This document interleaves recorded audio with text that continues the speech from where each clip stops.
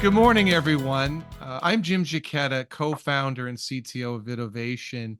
This morning, we have two very special guests from Advanced Image Robotics. We have Kevin McClave, co-founder and CEO, and we have Nick Norquist, co-founder and chief product officer.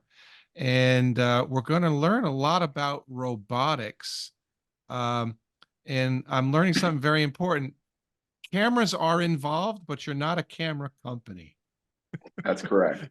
Is that Yes. a good place to start? Yeah, it might be a good place to start. And let's keep this conversation interactive, right? We want to be sure that we're covering all the bases and that we're keeping it interesting. But yes, again, I'm Kevin McClave, CEO and co-founder of Advanced Image Robotics. And that's typically like what we like to start about. See our stuff and what we like to say is that we're not a camera company, right? We're a solutions company. We're a cloud computing company. Really, we're a software and cloud company with a hardware problem, with a camera problem, right? Or a hardware accentuated or hardware enabled software solution. So a little bit more about what that means is, so really what we're doing is we're taking high-end digital cinema cameras off the shelf. So whether what our go-to-market was with the Z-Cam, which is a great little camera, or you're looking at a Sony Alpha, or you're looking at a Red, or maybe a Panasonic Lumix. So these nice, great little box cameras, smaller cameras that have great shallow depth of field, great image quality. You can change lenses on them. But what they don't have is a lot of movement functionality. So we're taking what you would get in a PTZ, which of course stands for pan tilt zoom, as we all know, and we are taking these great off-the-shelf cameras, putting them into our smart gimbal, and then so that they're super level. You can level them off automatically. You can just plug and play with them, so you're getting this great PTZ action. And then there's a bit of cloud magic and tech magic that we do that lets you enable, that makes it really, really easy to set up and shoot for live events, as we'll see here. So really what our platform is, and we say it's a platform and it's a solution, but really what it is, it comes in three parts. So the first part is this smart gimbal, or this robot, as we say. And we built, as I mentioned before, we built around that digital cinema camera. And then all I need from there is a power supply and an Ethernet port. And I can plug in the power, plug in the Ethernet, and all that back-end stuff that folks usually have to do for live events, like the super expensive switching gear, the satellite truck. All of these things, we take care of that all up in the cloud, and we automated as much of that as possible. So on the front end of our cloud, we have a prep module that Nick will show off a little bit later that enables you to take a map of your site and lay out where you want the cameras and assign operators to those cameras and lay out all the settings for those operators in those cameras, and then push that out, publish it to the individual camera units. So that when your tech gets there, all they got to do is open it up, scan a barcode from the e-ink display on the back of the camera, and then they're very able to set those up, know exactly where everything goes. And then when you plug it in from the system on, it automatically populates to those individual camera operators. From there, the cameras can be managed and controlled with an iOS app.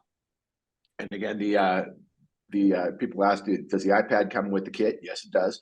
So we've got an iOS app that enables you to control those cameras that are on our cloud from anywhere in the world, as long as you've got a decent internet connection.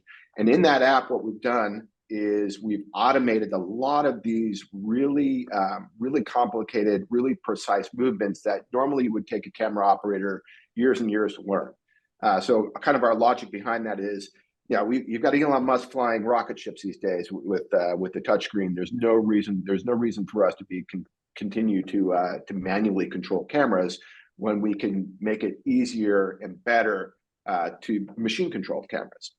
And then all those signals go back up into our cloud, where we've created this ecosystem with this orchestration layer that enables you to use a bunch of different off-the-shelf apps to do your graphics, to do your switching, to do whatnot, to do that all in one easy place, and then stream out to any CDN. So really what this means is, in a nutshell, if we work backwards, IP is the way we distribute high-end video now.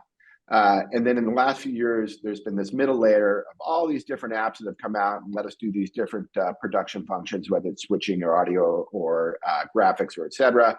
But really, this front end of live video capture still looks like the 80s and 90s. We're still using these giant cameras.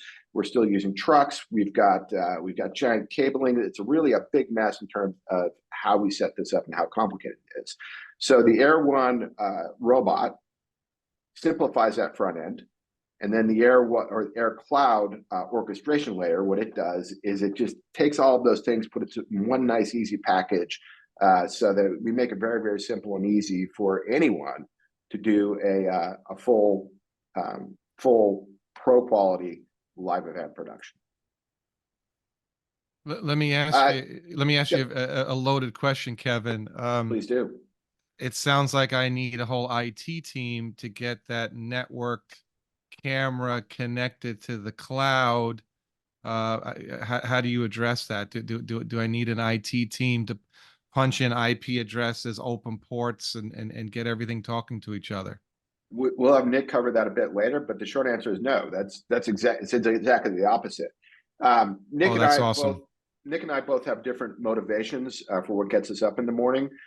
Mine is that I hate going to a concert and having some giant hulk of a human being standing in front of me with a camera on his shoulder blocking my view. Nick's is, in his 30 years of live production, it is having to connect everything, and nothing talks to each other, and having this huge complicated IT thing. So that's the whole concept between our Air Cloud, is that we want to make it plug and play. You pull it out of the kit, plug in the power, you plug in the Ethernet, probably in the opposite order, and then everything just works. Yeah, Jim, so the way you guys can kind of think about this in a nutshell is we've turned a digital cinema camera robot into an IoT device. So now that it's an IoT device, we can automate it. We can take all of that cumbersome stuff and complication that comes from setup and automate it. So essentially, the orchestration layer, or the Air Cloud, makes all of that stuff drag and drop. I mean, it's literally, you say, I want this camera to go here. I want this person to control it. Do that, right? It's for years we've had this workflow where we have very expensive proprietary devices with a dedicated video cable going into another dedicated video device. And that is extremely difficult to automate.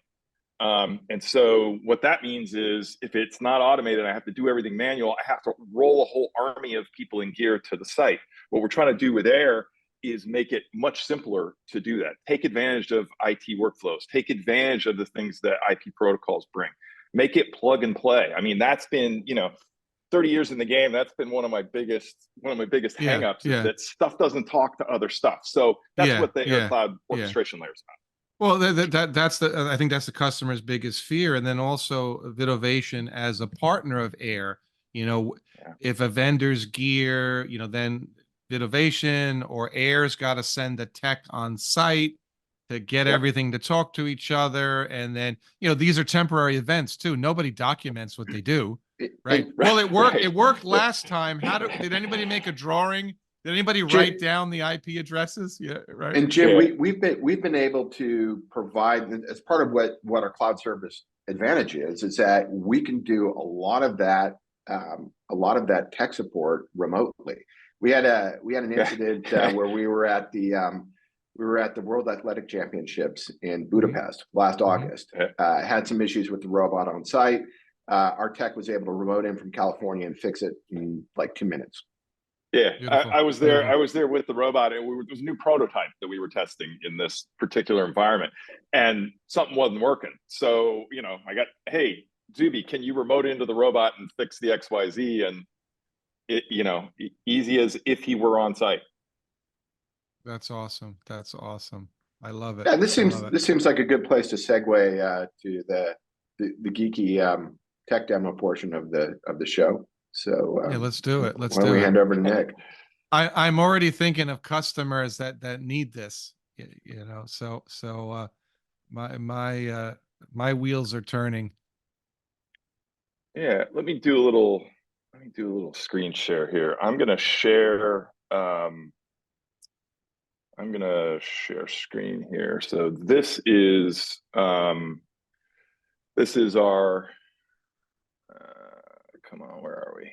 This is our UI that you're seeing here. So this is running on an iPad.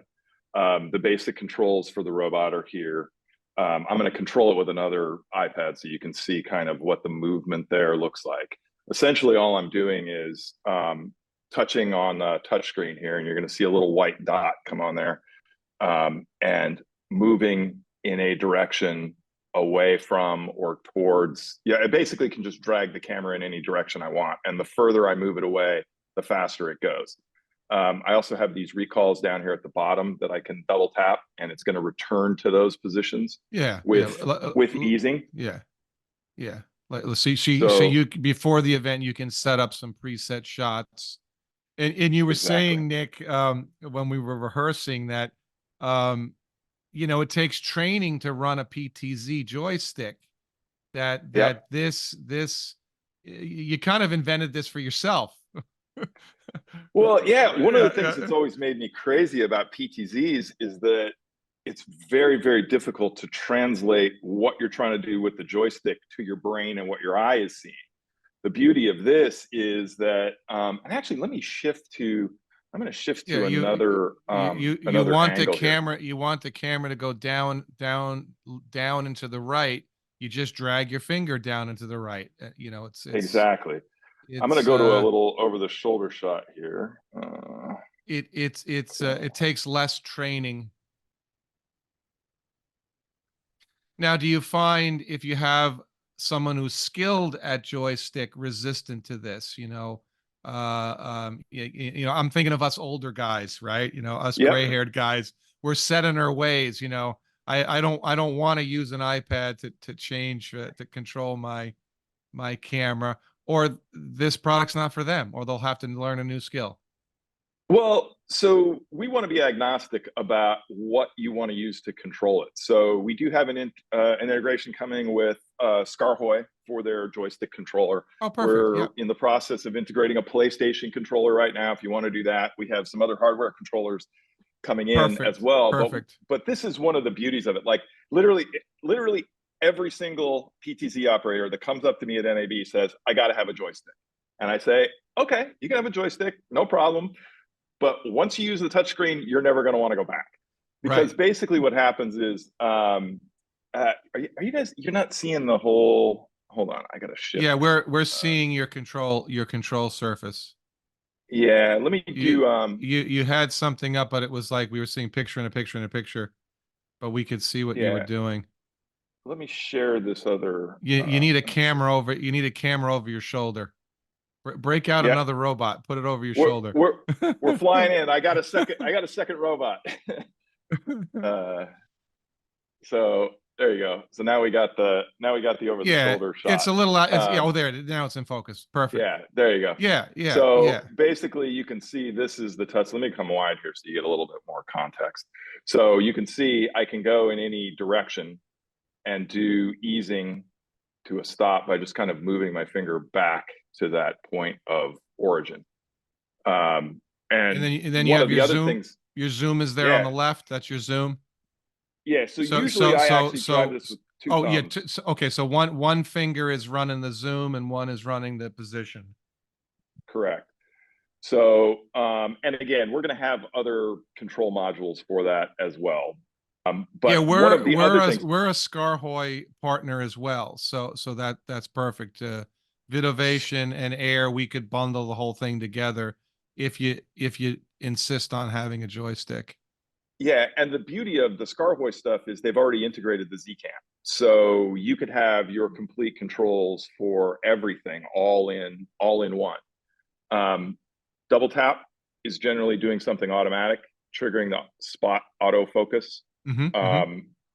You know, double tap to turn on and off the auto ISO, on and off your white balance. In general, a double tap is telling it to do something automated. So double tap is returning to a position there. Double tap is doing a slow move to that next position, whatever that might be. You can interrupt any of the calls at any time by either double tapping or just grabbing control of the screen. Anyway, go back to your product of the year awards there. You got a couple of NAB awards. Oh yeah. Look Yeah. at that. So Look at that. Look at that. 2 years in a row. Yeah, 2 years in a row. We got it for the robot in 22 and for the air cloud in 23. Oh, but Nick, you forget the most important one. Oh yeah, the innovation award. Hang on, stand by, keep talking. I'll go. Drum roll. You gonna get it? Yeah.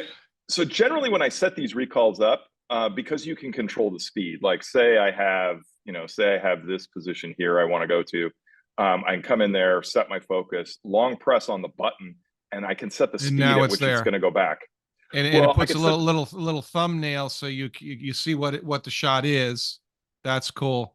And exactly, and then I noticed that some of the presets went very quickly.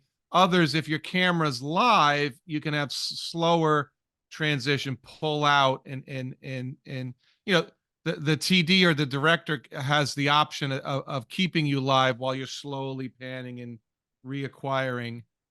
Yeah, if you've ever tried to do a live move with a PTZ camera, it can get very scary very quickly, or frankly impossible. Yes. You gotta zoom out to acquire and then zoom in, you know, especially if you're going from one tight shot to another, right? You gotta look at that. It's on a wooden plaque that makes it really, really special. Awesome. So yeah, this if you don't know about the Technology Innovation Award, generally these things go to some giant corporation or research institution or whatever. They Dolby Labs or something like yeah. So it's kind of a big deal. Yeah. So we're the only as far as I know, we're the only startup to ever have won that award. Kevin, you're a great presenter. I think Vanna White is going to lose her job White now. Over there. Oh, so Jim, one of the other things. So by taking this camera and making it an IoT device and making all the controls happen over IP, we can also do a bunch of stuff that you can't really do with a regular PTZ, because in this robot is a brain. There's a CPU in the back here. So we can do all kinds of really interesting stuff that you can't do with a regular, even a regular PTZ. So you'll notice the speed at which it's turning right here. Watch as I zoom out, it'll pick up speed and go faster. Watch how it changes the speed when I move from one direction to the other. Yeah, you were saying that I've done some volunteer camera work at our local church, and you know, when you're you know, for an effect, you know, like zooming in, zooming out, instinctively, right, you go fast at first and then you kind of slow down, or right, that's kind of the how a human would do it, and the robots miss that, right? And you've programmed that in. Yeah, I was give on it the more wrong of a shot. natural. I was on the over the shoulder. It wasn't showing the speed. let me do it again. So here under the zoom button, we have something called teledampening. It's one of the things that we patented. And what happens is, because we have that computer brain in there, it knows the focal length of the lens. So when you're on the long end of the lens, it actually slows down the robot's movement, and it'll do that dynamically. Also, because when you're on a tight shot, if you move things too quickly, in, out, left, right, up, down, you're going to throw up. Yes. Now a skilled human operator will know that. Don't make any sudden movements. You know, the worst is when you know, in a church environment, you got a speaker on stage, and they'd be like, Pastor so and so's a runner. he's going to be going left. He's going to be going right. Yes. He'll go left, Yes. and then he'll do a head fake and go right. So Yeah. and you but be tight on his face. Be tight on his face. You know, like, Yeah. so catching that action. If you move too quick, you're going to make people throw up, or you got to zoom out till they stop moving. So you've thought of all these things. Well, it's Eh, kind of addressing things that have, made me crazy for years in production, like just the complication of using a PTZ. The fact that I have a electromechanical device that I can't really control very well. I can't set it up to do easing, for instance. That's in post-production. We go in, I set something up, I want to do a nice ease to a stop with some kind of motion. Super easy for me to set up, right? Just put keyframe in there, say ease that. I can't do that with cameras. So that was one of the things that we're trying to tackle here is like, okay, I have a remote, I have a movement that I can program from one point to the other. But if it's doing this, that's very robotic, it doesn't look like it's a human camera operator. It's not the way Right. a camera operator would do it. You Right. start fast, go slow, and then ease to a stop. So that's what we're doing with the robot. When you do those recalls, I don't know if you saw it, but it will ease to a start Yeah, and ease to a stop. some of them had the nice ease. Some of them was almost like a quick cut, but you program that in. Some shots, it's a critical thing. We need to snap to that. Otherwise, we're going to miss. We're going to miss the layup. We're going to miss the slam dunk. So you need to snap to the backboard quickly. But other shots, you want to be more fluid and be more like a human. And this comes from your production background, Nick. I mean, you've seen the limitations firsthand of generic PTZ, so that's why you've put this into this product. Frankly, Jim, it's just dumb that we haven't been able to do this before. I look at this stuff and I go, like, why can't that thing talk to that thing? Why can't this do an ease to a stop? The technical capabilities are there, but nobody has really gone in and done it before. And we've been doing this for a couple of years now, and now I know why nobody's done it before. Is because it's not hard. so easy. It's not so easy. Hard. But that's great that you've patented it and protected yourself. That's kudos to you guys. That's amazing. That's amazing. So Kevin showed us the what's the planning tool again? Oh, you want to see the air cloud? Yeah, the air cloud. Yeah, that intrigues me. People have been, I've been mentioning you guys to certain customers, other film and production people that I know. They're like, why do I need to put a camera in a virtual space? Are we doing virtual reality, or it's just a planning tool? Yeah, so it's essentially a planning tool or an orchestration layer that lives on top of everything. And again, it's kind of a drag and drop scenario. So let me share screen again here real quick. There we go. So you got the web browser now? Yes. Okay. So these could be different events, different projects we see here. You got different things going on. Along the left, we did, NBA Summer League. We did a corporate VC event. We did NAB with AWS and Panasonic and our own booth and Zcam.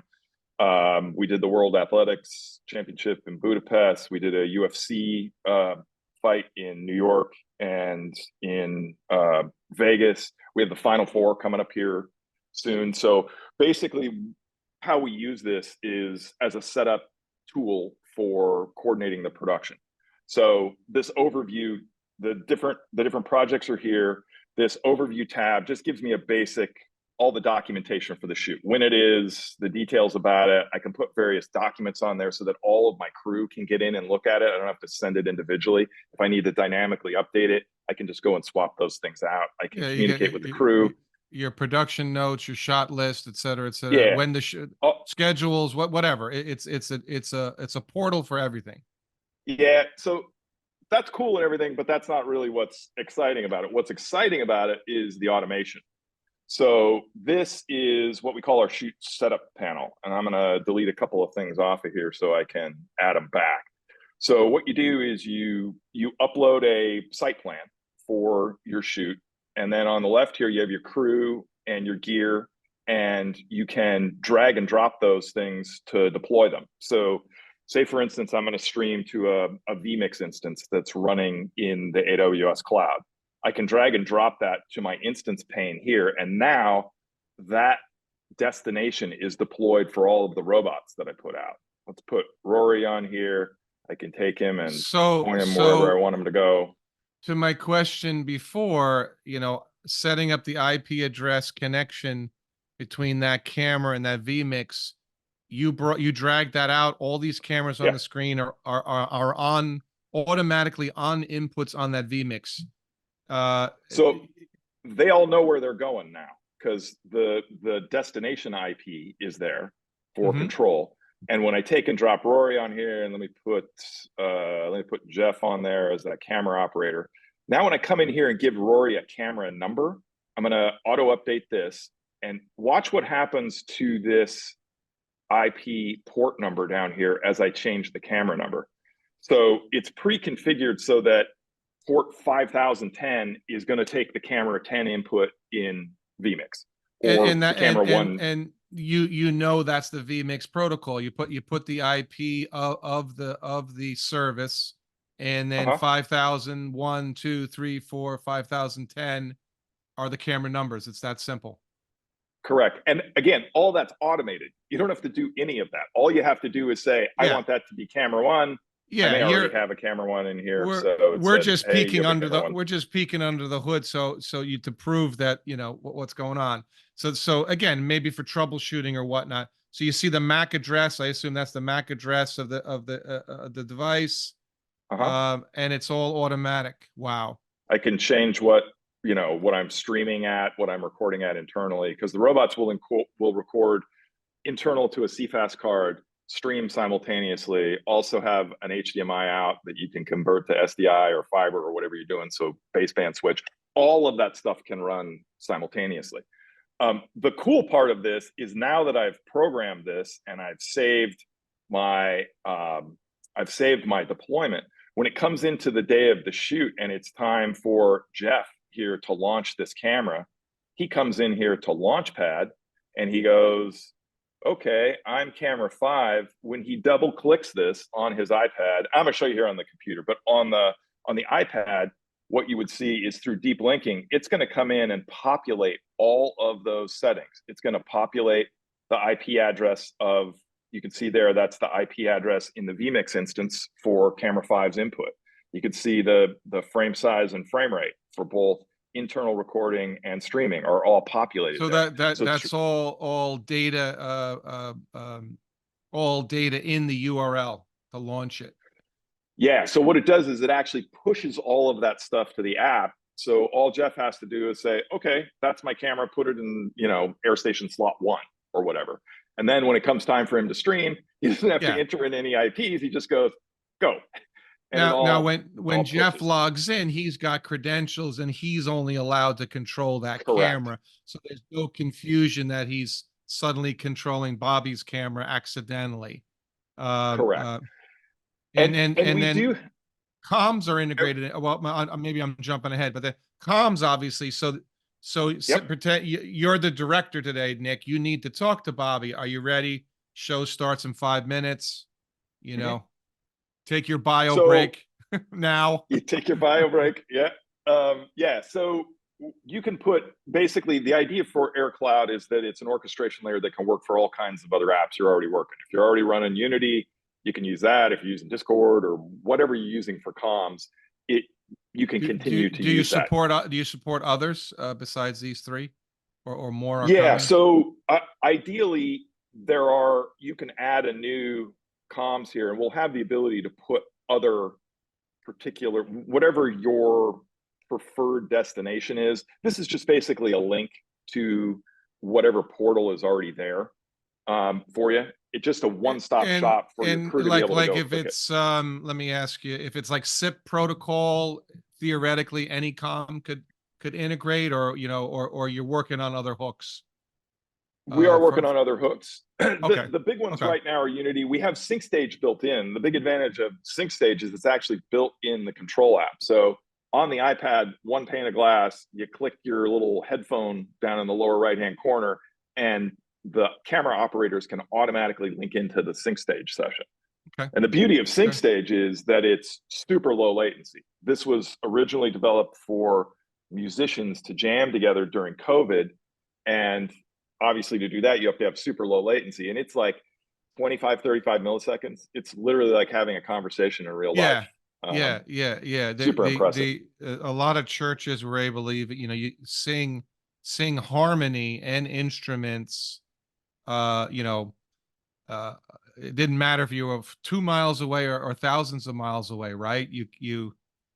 Uh, because the human eye is more forgiving for synchronization problem. Human ear, Yes. we hear, it actually can be painful to listen, right? If Yeah. music is out of sync, right? Yep. Absolutely. Yeah. So we also have the viewers here. So you have a live program feed that you can hit where other crew members can drop into the live feed or the off-air confidence monitor or a multi-view. The multi-view sharing is super handy because if you're in different places, seeing what your other cameras are shooting as a camera op can be super helpful. And then this is our master status dashboard. What this is real-time data about what every camera is doing in real time. So if I hit someone more technical, guys, someone more technical will want this screen. The multi-view could be for the producer, executive producer, just making sure, looking at the big picture. Yep. That's so cool. You can see when I start and stop record here on these cameras, you'll see those toggle on and off. When I start and stop the streams, you get the same kind of notification. So it's super handy for a TD in particular to be able to not only monitor what the cameras are doing in real time, but also I use it all the time when I'm doing shading. So like say I have Carlsbad here and Joshua are both up. One's at 4200, one's at 4800. The tints don't match. So I can go, oh, that's why camera 1 and 3 don't match, is because they're not on the same, white balance value. So I find that super handy as a tool to do shading for setup. The grass, the skin tone doesn't match from camera to camera, or the grass on the field. Why does camera 3 look yellow and camera 2 looks blue? The grass looks yellow or blue, or something's out of whack. Yeah. And so you can tweak it right there in real time. Yeah, and I got to say that is one of the really nice discoveries I had when I was doing one of our early shoots where we had 6 cameras shooting a rugby match. It took almost no time for me to set up to chip them all to match. Because the Z cams even if you're using slightly different models, the color profiles are all the same. Super easy to particularly with this tool then usually the video engineer who's on site first, the camera operators show up later. So the video engineer can put all the PTZs, aim at the same object, with the, instead of, or he could put a chip chart somewhere and aim everything at the chip chart and get them all locked down very quickly without see, important thing, without getting up from his chair, or he may not be on site. He's probably not on site. So he can't go and aim a camera. That's another beauty of, well, he'll have to get someone on site to put a chip chart, out on the field, or but that may not be necessary. Just shoot at the same object, make sure the greens match, and you're done. Yeah, as long as those values match, the cameras are going to match. And you can control from one iPad, you can control up to 6 robots, and switching between them is basically instantaneous. That master status dashboard can run from anywhere in the world, quite literally. The whole system is designed to be able to remote control. So you could put, you're doing a 6 camera shoot, instead of rolling a whole army, you could put a couple of smart people on site to set it up, make sure the networking all is solid. Everybody else can be remote. Your camera ops can be remote. Your TD can be remote. Your director can be remote. We've even done stuff with the audio tech being remote as well. So it's super flexible in that way. On site, I mean, theoretically, all they need is an internet connection, a router with DHCP. Do you need static IPs, or can you use DHCP? So just plug the network in, and if it hits the router and there's an internet connection, That's it. Literally Yeah. plug and play. I mean, if they insist on static IPs, hopefully they have an IT person to set that up. But that is possible if the production prefers static versus DHCP. Yeah, it's actually dead simple to do a static IP. Let me show you. 56. I don't know if we don't have it running on that one. Hold But on. yeah, I mean, you would need the IT department would give you the IP, give you the mask, give you the gateway. Well, you'll get it all when the robot originally logs on. Let me see. I'm not sure. Oh, I do have it running here. So this IP configurator. So right now, this is what the robot's running. If I wanted to come in, let me check and make sure. Well, you don't I've have got to it break clear. it, but you can show us. There it's in the settings. If the customer is comfortable, just DHCP, boom, just plug Let me try it. and break it, Dan. Let me try and break it, Jim. Okay, cool, go for it. So I can come in here and say, the subnet mask and the gateway it's got because it got that when it did its DHCP. So I can set that static IP. Now that particular robot is on port 2001. Hopefully it will come back once it's done its little reboot there. So there we go. There it is. You're connected. It Boom. came back. You changed it. Reset to DHCP. Yeah, so you're flushing the NIC. The NIC. You're telling the NIC to go get a new DHCP if there's a problem. Something's wrong with the network. Yeah, so easy peasy. Easy peasy. Yeah, the other thing I should mention that's super cool is one of the big challenges that anybody who's done, any kind of trying to do any kind of remote stuff at a big corporate site or something like that has a very restrictive network security stuff. Like they're not going to let you put a router in there. They're not going to do anything. The way that the back end of this works is we essentially create a VPN between the robot and the control iPad. And through that connection, it will actually, if it can negotiate either end, it will actually drop point to point as well. So you don't have to go through the intermediary, if you will, to connect. It's designed like I came into this, I didn't really know anything about IT. I knew I plugged stuff in. So the boys have all educated me as we've gone along. And it has been extremely helpful to be able to remove a bunch of that complexity with networking, because I'm not an IT engineer, but I can go set this stuff up. I can essentially be the engineer on charge for a shoot, even though I don't have a big background. No, and don't sell yourself short. You changed a static IP there. Kudos. So you get your networking certificate. Yeah, well, here's the thing, Jim. This stuff has got to be more user friendly. Like, we have a big labor shortage because the muscle memory to remember how to do a particular shot. Like, you need years and years and years of experience to hit those things every time. Like, I got 30 years of shooting, and I miss shots sometimes just because I'm more of a director producer role than a camera operator these days. Right. One of the things I love about this is the shot I can envision. That's the shot I want. Robot, you do it. The same thing goes for the IT setup. Like, I just want this thing to talk to this thing, do it. Yeah.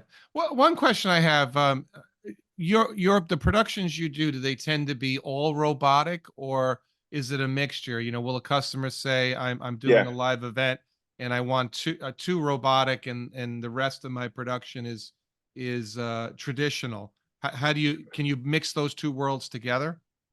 Absolutely. We just did a shoot last Friday with Flow Sports, and that one was, I hope I'm allowed to say we did a shoot with Flow Sports. Oh, I violated your NDA. Oops. I don't think we have an NDA with it. So yes, we did an awesome shoot with Flow Sports up in Orange County. It was one of their every couple of months they do these big jiu-jitsu tournaments for flow grappling. Cool. They had that designed as I think an 8-camera shoot originally, or a 6-camera shoot. We had a call with them and they said, hey, why don't you come up in a couple of days and integrate your integrate your robots into our chute. So we went up there, put one up like directly in the grid, directly looking down on the mat itself, another one up above where the athletes were entering, and ran them back to the truck that they had. So, you know, we want to play nice with everything. We're agnostic about what tools people want to use. So then in that work, because that's my next question, how do you mix cloud with physical? In that case, you use the SDI out of the robots and brought those to the truck.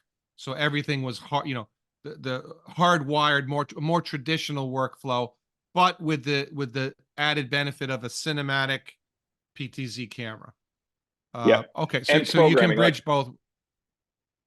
I guess if I wanted non-robotic cameras in my workflow, I'd have to bring all the cameras to the cloud.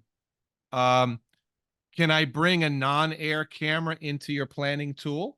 Is that absolutely? Well, you can't, a non-air camera, you can't do the deep linking because it doesn't have the brain in there that'll right. You have to put an encoder behind it, but yeah.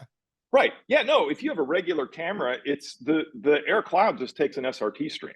So if you have, you know, a high vision, you know, or a Makito, something like that, and you're doing an SRT encode, you just send it to that, you know, you have to manually go and send it to that particular port on the VMix instance or whatever. Our partner High Vision owes you $50 for saying High Vision. Well, they invented SRT, but if you said another brand, I would have interjected. I mean, there are other brands of SRT, but yeah, so you could do a low latency SRT feed from your non-robotic camera, bring that to the cloud instance of vMix, and that's how you would bridge the two worlds together in the cloud. Correct. Okay. Yeah, correct. Perfect. So you can go directly from cameras to a truck on site through baseband. You can go directly from the robots. Again, the robots use SRT as their transport protocol as well. So that's SRT going from the robots to cloud-based switching. You can take, and if you have another camera where you had some other, you know, a high vision encoder on there, you can program that to hit our air cloud as well. You can also, if you have your own infrastructure, like say you have a REMI network operations center that you've already built, you can also tell the robots to hit that instead. So it's flexible kind of to do whatever you need to do with it. Just thinking out loud, if this is a crazy question, you can shoot me later, but do you have like an open API where if I did want to bring it into some pre-existing ecosystem, that is a possibility? Absolutely. So yeah, we have an open API. There's some other ones that I am under NDA and can't talk about, but that are doing that exact thing where they want the robotics, but they have a deeply entrenched system where the robot needs to play nice with what they're already doing. Copy that. No, this is great stuff. So I'm going to say it on air now. So you promised VidOvation can have one of these cameras in our booth at NAB. We're going to make that good. Yeah. We're in booth. We're in booth W2230. You said you're going to be in the Broadfield booth at NAB, or you have your own booth? At Vegas, we're going to be in the Propel ME startup space. So over in I forget what it's called now. There's a innovation. Yeah, center. A pavilion. Yeah, pavilion. A pavilion. Yes. Yeah. Yeah, and you said it's in the West Hall. Yeah. So West Hall. Yeah, so you can come to the VidOvation booth to check it out. You can also go to Nick's.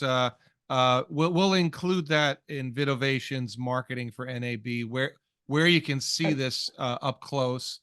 Were there more slides, Kevin, that you wanted to show? I like that color you added in the background as Nick was talking. Did we cover everything, or do you want to show some of the use cases?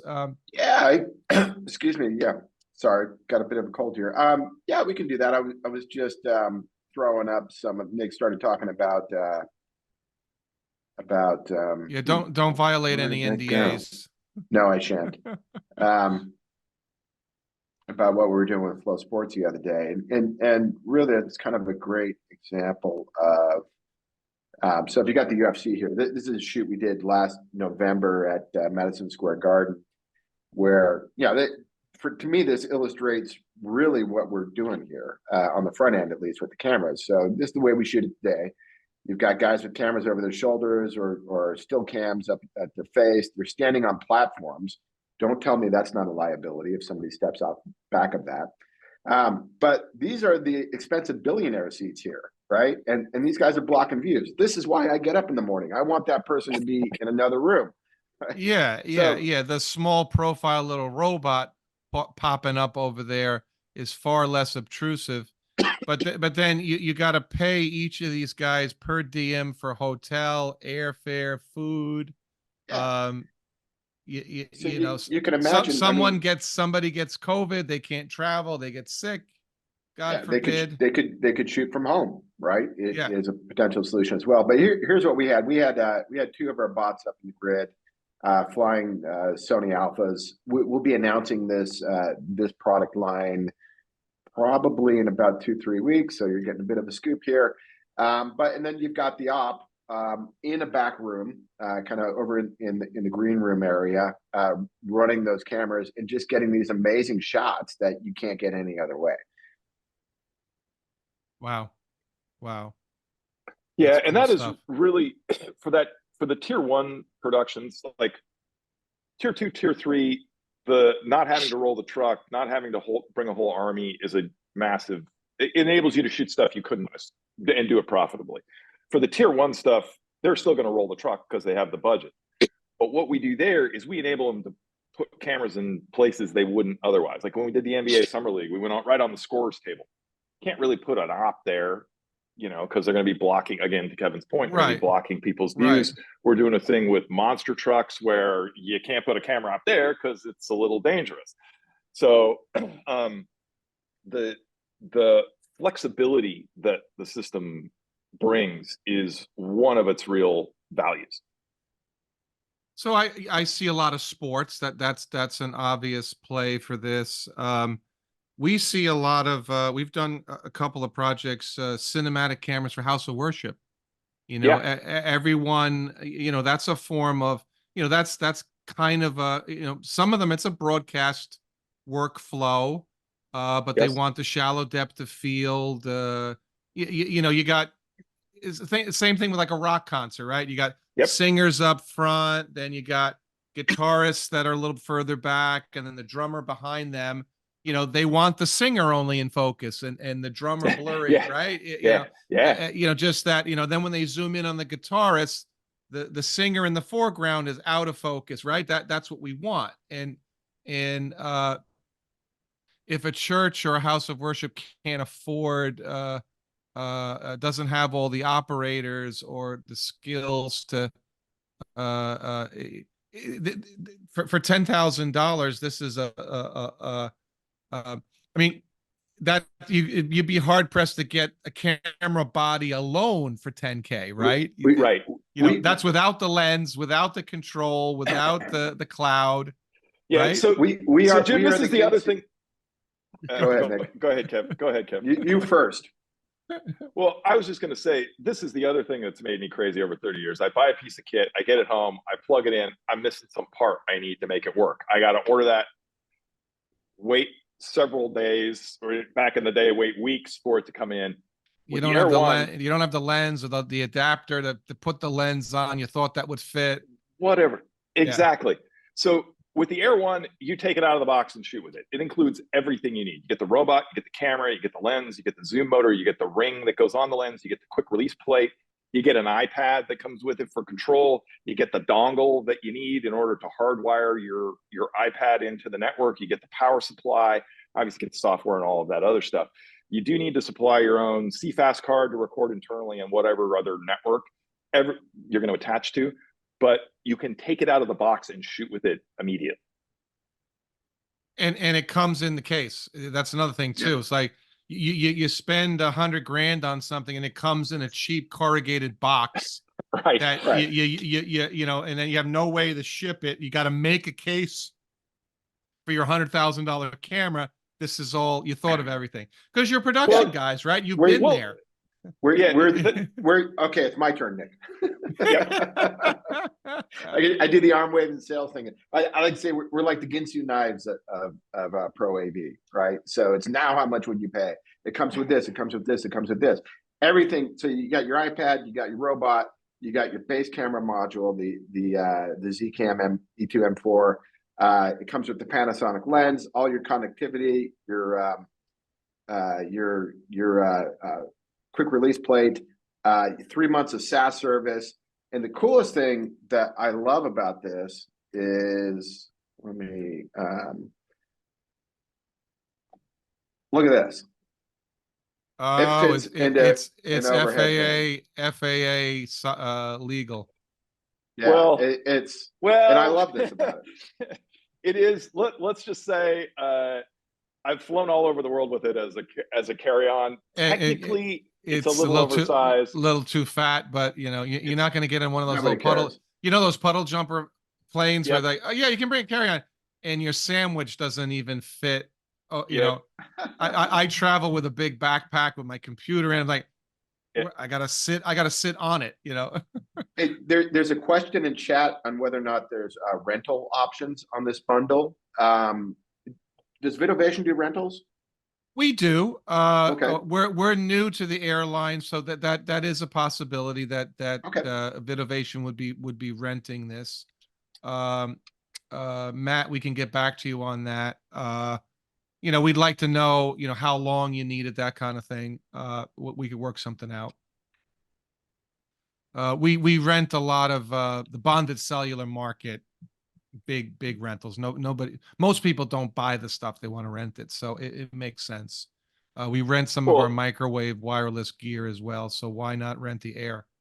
Well, and you bring up a good point there. We've done some testing with Vodafone in the UK using their 5G network for connectivity, because the robot Ethernet plug, it doesn't care really how it's connected, as long as it's a solid internet connection. So you could take and plug a 5G modem into there and stream out. Yeah, we actually, that's a good point. We should try this. That the PGA right now uses our bonded cellular. It's a high vision product, and thank you for mentioning high vision. You did your homework. They're great. So we use the high vision mobile encoders or bonded cellular, and obviously that brings the camera video back to St. Augusta to their master control. But we have a data bridge function where we bring, for lack of a better term, it's a bonded cellular VPN. And it does have like 150 milliseconds latency. Would that be a challenge if you're controlling the camera? Or you just have to make slow movements? Well, it depends on what you're doing. So latency is the enemy for doing any kind of real-time We control, wanted zero. right? We wanted zero, Right. ideally. Yeah. Yeah. So, you know, if you're at about 150, generally that's okay. If you're up around 300, that's just too slow to do manual movements. But what you can do in those situations, like, you know, we have the speed of light to overcome as well. Like when I was in Budapest and Zuby was controlling the robot from here, that's obviously, you know, halfway around the world. So he's going to have some latency. So he's not going to track a sprinter in real time. But with the recalls, if you want to go to a specific position, that happens instantaneously. So that command feed for robot go to this position, that flies. It's the video feed coming back that has the lag. So there's all kinds of scenarios that you could conceivably use that in, where speed of light might be, you know, a hurdle to overcome, but you could still use the set and recall functions. Well, then also I'm an operator, and bonded cellular, now we can go down to sub 250, 300 milliseconds over bonded, assuming the connection can sustain that, you know. Yep. But the hardware, the high vision hardware, can go down to, every 6 months they're lopping another 50 milliseconds off. I think it's 250-ish, 300. Because so the data connection might be quick, but the video he's watching is a second old. Well, now, how do I control that? Yeah. Well, so here's the thing. yeah, So yes. the cool thing is the video actually flows over the data connection, not over the video connection. Mm. So if So the you're in two that stay in scenario, sync. so if you're, and this is one of the really cool things about it, is the robot actually produces multiple streams at once. So the stream we're using for control is an MJPEG stream, which is fat and ugly, but it's fast. The stream that you're sending to the switcher is actually a different stream. It's an H.264, H.265, and an SRT wrapper, which has delay anyway as part of the error correction. So the speed that's going to the switcher, that's going to be delayed anyway. That really doesn't matter if it has a few hundred milliseconds of lag. It's the data connection for the real-time control that I need to be really low latency. With you know, and the fidelity of the video going with the data connection doesn't need to be super great. Just he's following the basketball player as he's doing the layup. You know, that can be a little soft. So that's factored in. And you know, customers just have to learn, like you know, bonded cellular nowadays, particularly the high vision implementation, is getting more and more and more reliable, but there could be a dead spot. So in your production, you got to learn, like, you know, camera one, you know, get Tiger Woods reaction. Camera two, well, Phil Mickelson is he's in a different league now, but yeah, I can't keep track. You know, camera two, get his reaction. 3, go wide in case we got to dump to you. Or if you are trying to track something, you'll have to do a little bit wider shots to offset the latency, right? That you won't be able, you can adjust your production to circumvent some limitations due to latency, right? I mean, is that right? Yes, absolutely. Yeah, absolutely. You know, and you want to practice, do a rehearsal, you know. I mean, scout it ahead of time. Like, I can't, you know, this is 101 stuff. Scout it, test the connections, all of that ahead of time.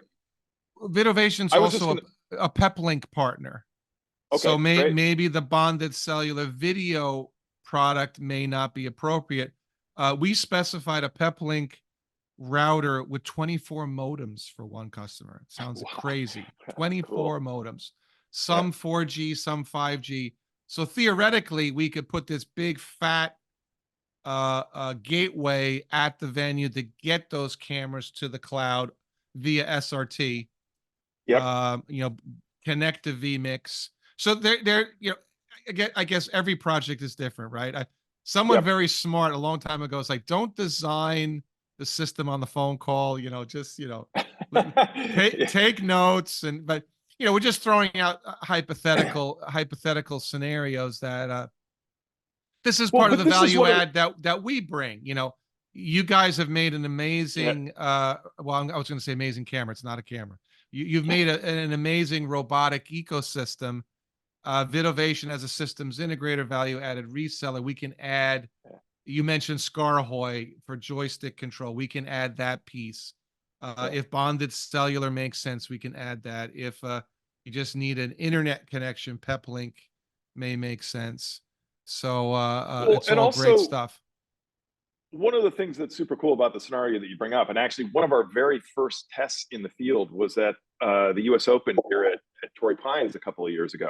We took one of the robots out, set it up there on 14, and, you know, went back to the truck and controlled it there. Just a kind of a proof of concept thing. Golf and those kinds of events that require a massive amount of setup. Imagine a future where instead of having to pull miles and miles of cable, instead you're putting those bonded cellular modems, or, you know, 5G with, you know, slicing so that you have more uplink. The robots can also run on battery power. You know, AC is our default, but if you wanted to take, you know, a V mount, it's a V mount, you know, D-tap out to LEMO into the robot, and you can power the thing for, you know, 6-8 hours that way. When we did the rugby thing, you do have a standard, you know, industry standard LEMO power spigot. You know, it's not some weird pinout. It's standard. No, yeah, it's a standard two-pin LEMO, so you can plug your so a D-tap adapter to 2-pin LEMO. Boom, you're running off of power. Yeah, and when we did the rugby thing, where we needed, like, I wanted to the cameras in the end zones, I didn't want to have to run power all the way out there. So we put like those anchor battery packs, you know, the little 12-volt pack. So it'll do 12 to whatever the range is for V mount. So from like 11.2 to 15.6, you can plug into it. It doesn't have to be. It's got you know, the extended range to support correct. the changing battery voltage. On one of Kevin's slides, I saw that mentioned power over Ethernet. Can this does it draw does the wattage consumption power compatible with PoE or PoE Not- plus or Not really, because what it really needs is it needs PoE plus plus, which is a, you know, that Exotic. isn't really super common out there. It's kind of exotic. Okay. The other problem is if you have multiple cameras on that same PoE switch, it's going to overload it. So Copy that's that. one of the reasons why we decided not to integrate PoE. Your iPads are the package ships with a dongle. That's a PoE dongle that you plug Ethernet in one end. The other end goes into your iPad. So the iPad stays powered all day over. Okay, PoE. so you're not worried about the iPad running out of battery or having to charge it. It's Exactly. getting PoE. And again, included in the kit, because I don't want to get out there and go, yeah. oh, my Oh battery on crap! my iPad died. Oh well, yeah, and also because Apple now changed the USB-C. I don't have a Lightning adapter anymore. Oh Yep. no. Yeah, it's actually funny that you mentioned that because we just shifted over from the Lightning iPads to the USB-C iPads specifically for that reason. But on Kevin's slide, I could have a PoE plus plus injector. Theoretically, yes. Backstage, your camera Ethernet port will accept PoE power if it's the right. So that doesn't matter if you plug in a PoE.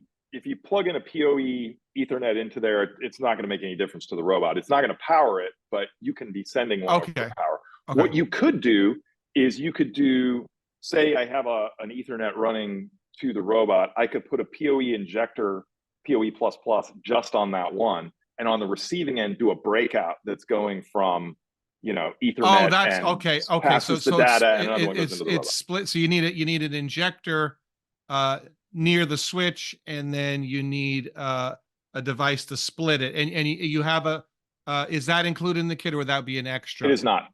Okay, it is not. So, but it exists. You could split. You know, basically, it's a little dongle at Ethernet, and then the 2-pin LEMO power. And now I got one cable going to the camera instead of trying to find an outlet. Yep, okay. Theoretically, that's totally doable. We haven't done it, but we've had on paper. On paper, the parts are available to do it. Yep. Very cool. Very cool. I don't see any questions. Kevin, did you cover what you wanted to cover in the deck there? You good? I think so. I think we got some pretty whiz bang stuff there. Is there anything else? Any other questions from the audience, or what else how else can we be of service? Not that I see. Did you show the performance dashboard? The master status dashboard. Yeah. The one thing I didn't cover in the air cloud here is the media asset management. So this little tab down here with the film strip. Are you guys seeing this? Yes, we see it. Okay. So I can upload directly from the robot to storage in the air cloud. It's literally, I go select my clips, upload that. I can also upload it, you know, from a CPU as well. And this is, we call it a skinny MAM. So it's simple asset tagging so that I can find stuff again. Like if I wanted to come in here and tag this with, you know, mountains, I can go add that as a tag to that particular clip. I can put that clip in a specific collection. When I go in and search for mountains again, there it is. I can take and create different collections of stuff. I got a filter on there, like all my stock footage in one, all my demo footage in another one. It's a simple asset manager. Very cool. Very cool. Very cool. Yeah, I'm just letting. I just chatted to the. Oh no, I sent it only to Fallon. Oops. Let me send this to everyone. I'm just letting everyone know that it takes about a week. We will edit the video, transcribe it. If you guys are okay with it, if there's certain parts of your deck that you don't want shared publicly, give me the presentations. I'll put the recording, I'll put the transcript, put the audio for podcast and the presentation online, so other people can enjoy it. I'm putting my phone number and a link so people can book a meeting with me as well. We use a Calendly scheduler, so if you want to talk about a project, folks, you can ping me. And we already have some of the AIR ecosystem on our website. This recording and webinar will be in addition to that. And unless you folks have any other questions, we'll let you get back to your Wednesday. Everybody good? Well, Yeah, thank you so much, Nick. Thank you, Kevin. Thank you, Fallon, for being our producer. Thanks, guys.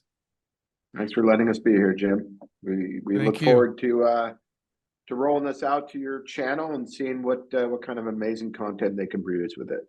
Yes, and come and see the technology in the VidOvation booth and the AIR.